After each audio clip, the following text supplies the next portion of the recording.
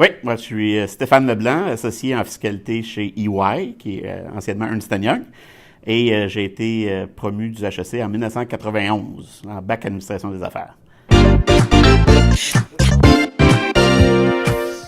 Oui, moi j'ai été, dans le fond, chez un bac administration des affaires et j'ai été embauché par EY dès la sortie des HEC en 1991. J'ai fait 4 ans de vérification, donc d'assurance, d'audit, de la façon qu'on appelle ça aujourd'hui. Et par la suite, j'ai transféré au département de fiscalité. Et à ce moment-là, HEC n'avait pas encore la maîtrise en fiscalité, donc la seule option, c'était d'aller à Sherbrooke et de faire ça à temps plein. Et grosso modo, dans le fond, j'ai choisi de faire le cours de l'ICCA et c'est comme ça que je suis devenu, que j'ai fait, dans le fond, la formation pour être fiscaliste. Et par la suite, dans le fond, j'ai travaillé en fiscalité. Ça fait déjà maintenant 27 ans que je travaille en fiscalité chez EY et je suis maintenant associé. J'ai été associé à peu près à partir de l'année 2005. Pour aller en fiscalité, la raison pourquoi je suis été en fiscalité, c'est qu'au niveau... pendant mes 4 années, j'ai eu la chance de travailler avec un associé, oui, qui faisait de la vérification ou de l'assurance, mais également, il faisait également du planning fiscal. Il avait étudié puis il avait donné des cours un peu en fiscalité.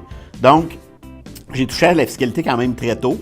Je faisais pas ça à temps plein dans les 4 premières années et c'est là que ça m'a vraiment...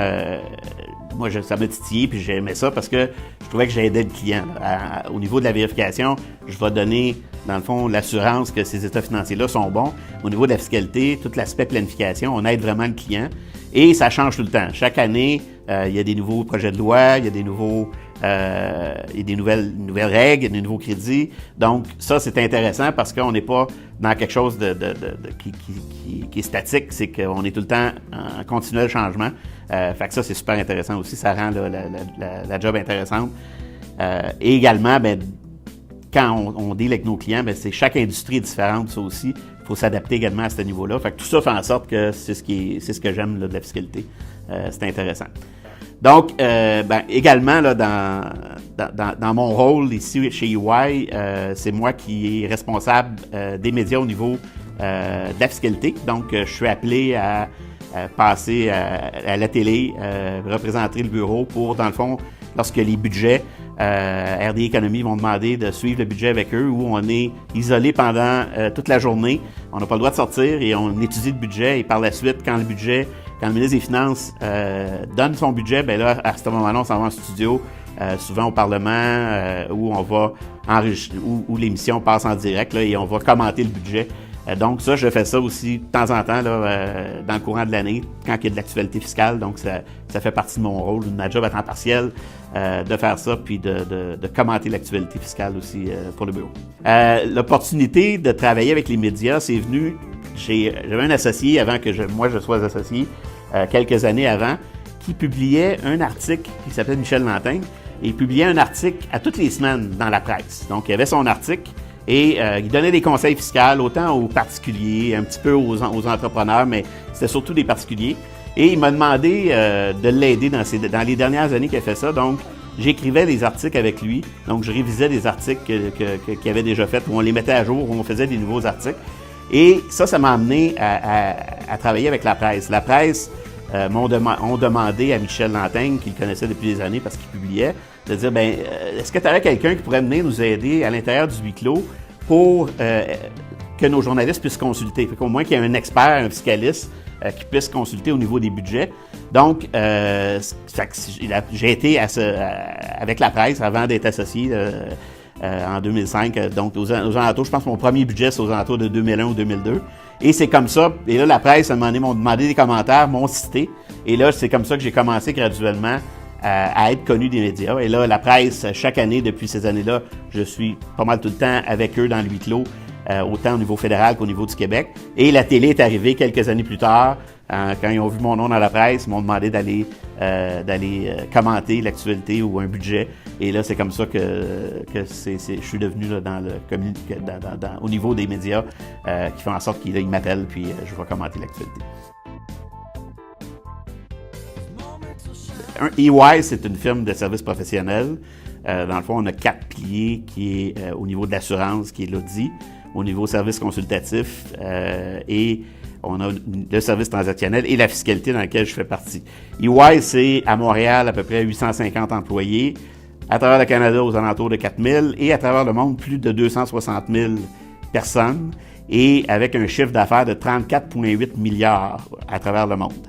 Donc, EY, dans le fond, on aide beaucoup les entrepreneurs. On a vraiment autant des PME que des sociétés publiques, mais on a un esprit beaucoup d'entrepreneurial et on aime aider les entrepreneurs à grandir et on les aide avec toute notre panoplie de services qu'on peut avoir au Canada, mais également dans n'importe quelle croissance qu'il peut avoir à travers le monde. On est là pour les aider.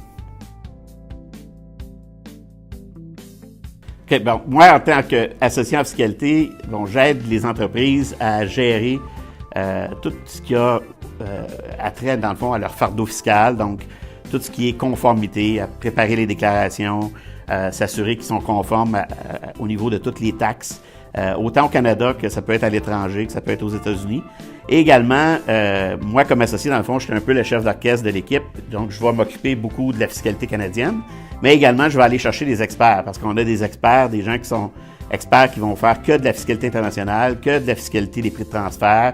J'ai des gens qui font des taxes de vente, donc je vais chercher l'équipe pour m'assurer qu'on a les bonnes réponses pour le client. Autant en termes de planification, donc s'assurer qu'on minimise les impôts, mais également en termes de gestion des risques. On veut s'assurer que notre client, si jamais il prend un risque, ben, qu'il connaît ce risque-là, puis que c'est pas un risque qui peut y arriver, puis y arriver avec des surprises après par la suite. Donc, on aide vraiment nos clients à gérer leur risque de fiscalité, autant que de les aider à planifier puis à payer le moins d'impôts possible. Tout ça en autant que ça respecte en conformité avec les lois, là, quand même. Oui, HEC Montréal me manque. Ça a été vraiment des belles années de ma vie, ces 3 années-là. Autant au niveau de l'apprentissage, puis au niveau, dans le fond, au niveau d'avoir appris à connaître plein de différents gens avec plein d'expériences différentes et des cultures différentes, mais également au niveau social, au niveau le fun, avec toutes les activités qu'on avait et avec le système de groupe qui fait en sorte que ça crée vraiment une camaraderie, puis on a beaucoup de plaisir tout en étudiant très très fort, mais de joindre l'utile à l'agréable. Donc ça a été vraiment des belles années de ma vie. Je m'en ennuie, mais j'y vais encore de temps en temps parce que je participe à l'accélérateur HEC Banque nationale, donc je suis un des membres du jury.